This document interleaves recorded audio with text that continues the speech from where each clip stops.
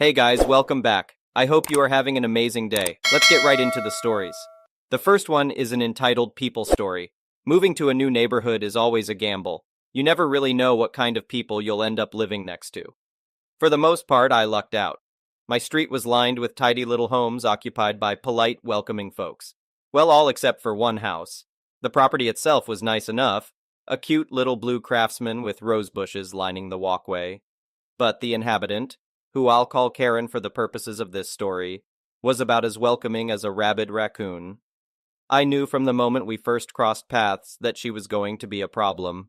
I introduced myself with a friendly hello and received nothing but a scowl in return. Charming woman.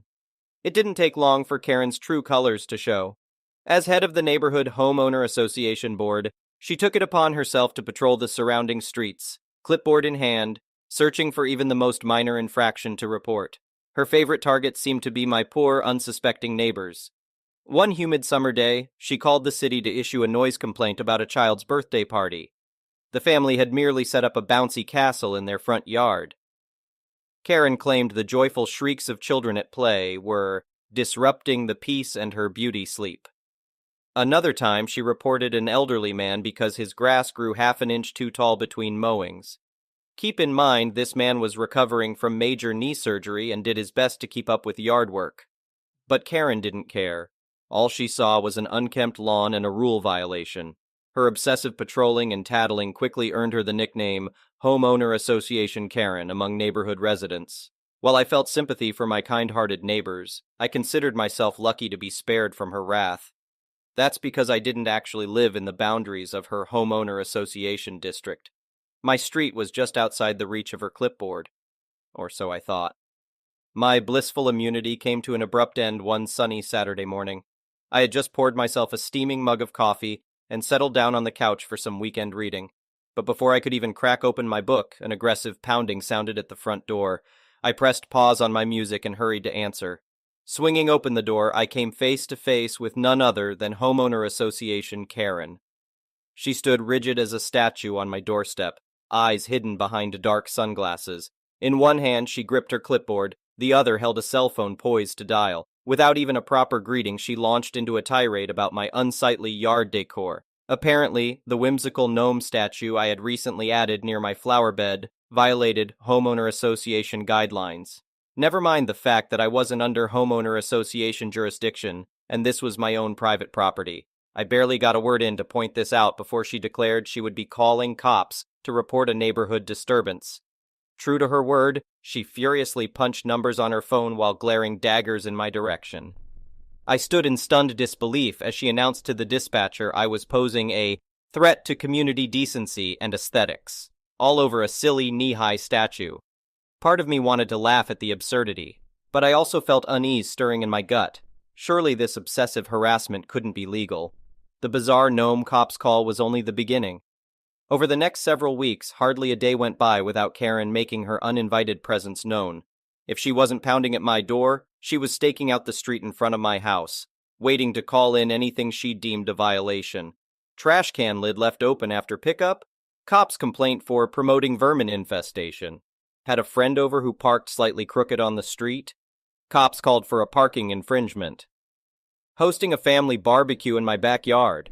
Cops notified there was excessive noise and commotion. Each time the police would arrive, look bemused when there was clearly no issue, and leave after giving Karen a warning. But the calls kept coming day after day. The harassment was affecting my sleep, my mental health, and my sense of safety in my own home. I started avoiding backyard get-togethers for fear the cops would show up. I triple-checked for any potential violations before taking out trash or getting the mail. I even began parking my car a block away just to avoid further confrontation. After 2 straight weeks of multiple daily cops calls, I'd had enough. I decided to fight back and stop letting fear rule my actions. A friend recommended I start by filing an official report of harassment with the city. She even offered to act as a witness to some of Karen's antics. With documentation in hand, I then presented my case to the Homeowner Association Board President. I provided proof that I resided outside their jurisdiction, yet Karen was still improperly using her role to target me. To my relief, the Homeowner Association President was understanding. He assured me he would be having a serious discussion with Karen and putting an end to her reckless cops calls. I held my breath in anticipation, hoping this joint action would finally halt Karen's insane crusade. Incredibly, it seemed to do the trick. The constant knocks at my door and shrill cops calls tapered off. Of course, I caught the occasional glimpse of her squinting eyes peering from behind closed curtains, but the barrage of harassment ceased. Unfortunately, my relief was short-lived. Only 2 weeks later, the excessive cops calls resumed, this time with a vengeance. Karen must have received a warning at most. Now she seemed even more unhinged. On a mission to gather evidence, I installed security cameras aiming at the street. The footage I captured horrified me. Karen was skulking around my property at all hours, day and night. She scrutinized every inch of my yard and took photos on her phone, no doubt preparing her complaints. Some clips even showed her rattling my doorknob and peering through windows. Armed with this incriminating footage, I obtained a restraining order banning Karen from setting foot on my property. I also threatened legal action if the stalking and cops abuse persisted. Soon after, notices went up that a vote was scheduled to remove Karen from the homeowner association board. The fed-up neighbors had finally had enough and were staging a coup. In a landslide vote, Karen was stripped of her title and authority. Last I heard, karma had finally caught up to her. She received a hefty fine and probation for the misuse of cop services. She also faces a criminal stalking charge thanks to my diligent evidence gathering. While part of me pities the fact that she has nothing better to do than harass innocent neighbors, I'm mostly relieved she is no longer everyone's problem. The neighborhood feels brighter and safer without her dark cloud looming. As for me, I can finally relax in my own home and yard without worrying what minuscule violation Karen will try to pin on me next. She may have gotten away with her power trip for a while, but this homeowner association, Karen finally met her match. The next one is a pro-revenge story. So this happened yesterday. I'm not working at the moment, but I've been trying to keep myself busy by offering to help people in my family and friends' circles, giving them lifts, helping them move, etc. All in all, I consider myself a pretty generous person. Yesterday, my younger brother finally managed to get a few days off work, and he was going up the coast with some friends for a nice relaxing getaway for one of their birthdays. He'd asked me weeks before if I could give him a lift, as he had chef school that day and wouldn't be able to get a lift to the house with his friends as planned. I said sure, no problems. The day came around, I picked him up early as he finished quickly, and we got on our way. The drive wasn't bad, took about 1.5 hours, and we just chatted and listened to music all the way there. It was a nice drive. At this point, it was around 4:30 p.m. when I dropped him off and turned around to go home. I got probably halfway home when I saw someone parked up by the side of the road waving me down. So I decided to pull over as a few cars ahead had already driven past without stopping. They dodged a bullet. Enter an entitled parent and her POS kid. EP, can I help you? Me, looking confused since she waved me down. I thought maybe you needed some help. Is everything okay? EP, no, we ran out of petrol. Me, oh, okay. That's a pretty easy fix. The next town I knew had a service station as I passed it on the way there, and it was only another 5 km up the road. Me, I can drive you into the town to get petrol and bring you back here. EP, okay, she says simply, her son picking up some of the gravel by the roadside and throwing it into traffic, 60 miles per hour highway. Me, hey, don't do that, champ, it's dangerous. She had gone to her car to grab her purse, but reeled out of it as I said this. EP, don't you speak to my son like that, she snapped angrily. Me, sorry. I get into my car, followed quickly by the obnoxious pair, highly regretting my life choices by this point, now feeling I can't renege on myself given how difficult she has been at me helping her. EP, she sits down and immediately scoffs, looking at her feet. Why's your car so dirty? Me, oh, sorry. I used to put my work boots down there, so it got kinda dirty over time. EP, you could clean it up, you know? Me, I laugh nervously and just nod, pulling away and wanting this to be over with as fast as possible. I left my phone in the center console and she grabs it up. EPP, can I call someone? My phone ran out of charge, that's why we were stuck out there. Me, oh yeah, go ahead. I have unlimited calls, so I really didn't care. Either she thinks the person on the other line can't hear her, or she's trying to contact them without the use of the phone because she is shouting. Meanwhile, her son suddenly leaps up between the two front seats, looking out the front window. I quickly slow down a bit in shock. Whoa, put your seatbelt on, dude. The mother just glances at him and pushes him into the back seat, and I have to tell him to put his seatbelt on again before he actually does. I'm furious by this point, but I could already see the town ahead, and she'd thankfully only had a short conversation and put my phone back. We pull up to the pump without issue, but she sits there for like 10 seconds, giving me this quick sideways glance with her arms folded, and I don't even have to ask if this woman wants me to get the gas for her. I know she does. And then I think, I didn't know if it was going to work, but I wanted to try, and here I am. I get out of the car and grab a 5L jerry can they had for sale, holding it up for her approval, and she nods. I fill it up and walk up to the passenger side door and open it. EP. What? Me. Oh, I just wanted to know if your son wanted to pick out an ice cream. I know it's a hot day today. She looked shocked for a moment, and for the first damn time smiled. The kid practically leapt out of the car, and much to my happiness, so did she, following him in there. I walk in, put the jerry can onto the counter as he quickly comes up with his ice cream. Me. Oh. 1 second, I left my phone in the car. It has my debit card in it. I smile as soon as my back is turned to them, getting into the car and casually driving off, relishing in the sight of her running out of the service station, screaming who knows what profanities.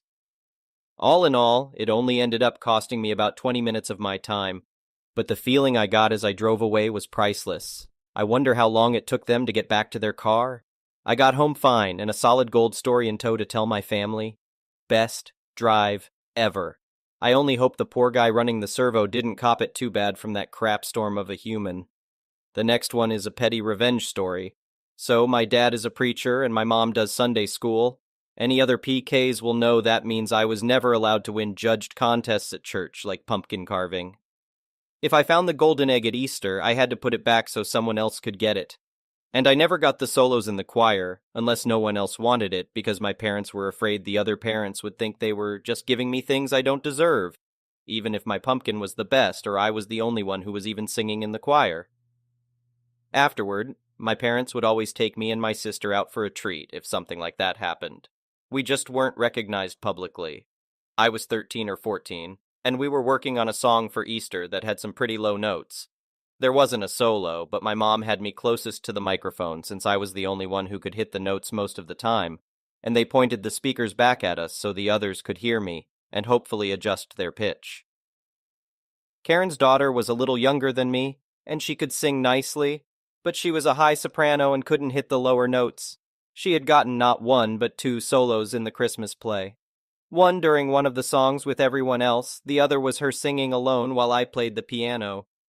During our song you could barely hear her. She was off-key and off-tempo with my playing because she refused to take the music home with her to practice.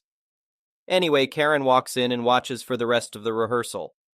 After a bit, when Mom thinks everyone's got the hang of it, she has me move to my normal spot, in the back middle so everyone could hear me during the actual performance. This tends to happen often with young country kids with little to no singing experience, and we continue as normal. Karen's daughter is about 2 people to the left of the mic and still isn't able to hit the low notes, but everyone else is doing okay. We've got one more rehearsal before we have to sing this in church, so we should be fine. I wasn't there for this part, but apparently, Karen approached my mom after and asked why I had the solo and not her daughter, who was obviously way more talented than me. Mom explained that I didn't have a solo, that there wasn't even a solo for this song, and that I was just singing into the mic so everyone else could get the hang of the song. Karen asked why she didn't have her daughter sing into the mic because she's a better singer than me. Now, I don't claim to be an amazing singer, but I've been in several choirs that I've gotten solos in. I usually get picked for the short solos entitled Kids Think They're Too Good For, or the director hears me during rehearsal and realizes I'm the only one actually changing the way I sing when he gives constructive criticism and rewards me with the only solo during the Veterans Day program. Love you, Mr. C. My point is, I'm not a bad singer. My mom explains that Karen's daughter couldn't hit the lower notes and was struggling with this song. I just want to reiterate that this was a week and a half before we have to sing in church. There is one more rehearsal left. Karen. Well, then just have them do a song daughter can sing. You can't have them do hard songs just so my name can feel better about herself. My mom, being the good pastor's wife she is, calmly tells her that the songs were actually picked out by Karen's mother, that the kids have already learned the song, and that Karen is welcome to take the CD home with her so her daughter can practice. Karen gets mad and tells her to just give her daughter a full song like she did at Christmas. My mom explains that the only reason her daughter had that solo was that a lot of people wanted me to play the piano since they had never heard me play, and I didn't want to do it myself because I was afraid people would think I was getting special treatment for being the pastor's kid. Not such an irrational fear now, huh, Dad? Karen scoffs. If she can't even play that silly song alone, why did you give her the solo? Singing is way harder than piano, and she shouldn't have the solo if she has stage fright. My mom is mad at this point and again explains that I didn't have the solo for Easter, that it was only for today's rehearsal, and that I didn't have stage fright. There weren't any solos for the Easter songs, and the daughter wouldn't be able to learn it in time at this point. Everyone else is gathering in the sanctuary to do the benediction, so Karen shuts up for the time being. The next week, the daughter comes in with some song lyrics and says her mom wants her to sing it on Sunday. This was Thursday. I'm looking over her shoulder and not knowing what had happened last week, I mentioned that I think that song is in my piano book. Since we go straight from my piano lessons to church, I look and I do have it. Since Karen hadn't sent a CD, my mom just smiles and tells the daughter that she can sing it and I would play the piano with it. I run through it alone a few times while everyone else is eating dinner, and then we go through it together after we had gone through all the other songs. Karen comes in and sees us rehearsing together and starts talking loudly to my mom, which makes me mess up, having learned this song in about 10 minutes. I stop and Karen starts saying that her daughter deserved a solo to herself and shouldn't have to share the spotlight with a spoiled brat who can't even play. My mom calmly points out the obvious, that Karen distracted me and that I was doing very well considering how fast I had learned the song. She then tells me and the daughter to run through it again. As we do, the grandmother walks in and comments on how she was excited to hear me play again, and that we sounded amazing. If you've ever met a Southern mom, you know you don't get mad at someone else when your mom's in the room, unless you're 110% sure she will side with you. Karen backed off and pouted for the rest of the night. Her daughter was supposed to be staying with one of the other church kids that night since we were out of school the next day for Good Friday, which means Karen left at the same time as her mother and couldn't say anything about it. Easter Sunday comes and the same thing that occurred at Christmas happened. I had practiced nonstop for 2 days, so I would be perfect, and Karen's daughter sounded like she hadn't practiced since Thursday, which she probably hadn't. I noticed that during the group songs the microphone was a lot closer to us than usual, which meant instead of everyone being about the same distance from the mic, I was about 6 inches to a foot closer than everyone else. I listened to someone's recording later, and you could hear me ever so slightly louder than everyone else. I'm 99% sure that was on purpose. Way to go, Mom. The next one is a malicious compliance story. A few years ago, I was meeting 2 friends at the county fair. I was running late due to the traffic, and the fair is a pretty big deal around here, so I told them to go ahead without me. When I finally got there, I went to the ticket booth to buy a ride pass. For $10, you could get a wristband allowing you unlimited rides. This was a much better deal than getting single ride tickets, which cost $1 each. Except this year, something was strange. Usually you could buy just one wristband, no problem, but for some reason the only way to buy them this year was to get 2 at once. Now, obviously, my 2 friends had bought their wristbands together, so I didn't have a second person to buy one with. I went up to the ticket taker, who looked a lot like a stereotypical entitled person. The short blonde bob, the oversized sunglasses on top of her forehead, the rolls of fat hanging out of her red vest all of the fair workers were wearing. She looked at me and said in the most annoyed voice, "Can I help you?" Yes, I wanted to buy a ride pass, but I don't have a second person to buy it with. Could I just have one wristband? What are you telling me? You have no friends? Did you seriously come to the fair alone? I didn't come alone. It's just my friends already bought wristbands. That's it? You don't have a sibling, cousin, parent, anything? I find that hard to believe. Yeah, of course I do. They're just not here. And you only have 2 friends? Maybe if you had more, it wouldn't be a problem. Now go off and make a friend. Then you can come back and get a pass. Her attitude really annoyed me. Just about as much as this ridiculous new rule. Like, if they could sell you 2 passes, then what was the problem with selling one? I get most people don't go to the fair alone, But what if there was an odd number of people? I really didn't want this annoying ticket taker to have her way, so I did just what she said and decided to make a friend. Standing behind me in the ticket line was a pregnant mom and her daughter, about 8 or 9.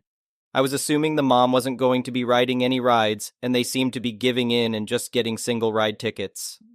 That's when I got an idea. I pulled the little girl aside and asked her if she would like to get a ride pass. She said yes, and I got back in line with them. "Did you make a friend yet?" asked the annoyed ticket taker. "I did, actually. Me and my new friend here would like to buy a ride pass," I said, smirking. The ticket taker stuttered and tried talking back, but there was nothing she could do. The rules stated that the pass had to be bought by 2 people. It never said that they had to be together or even know each other. The mom and I each paid $10 and took our wristbands. The daughter thanked me and we parted ways. I went to catch up with my friends and we spent the rest of the day at the fair.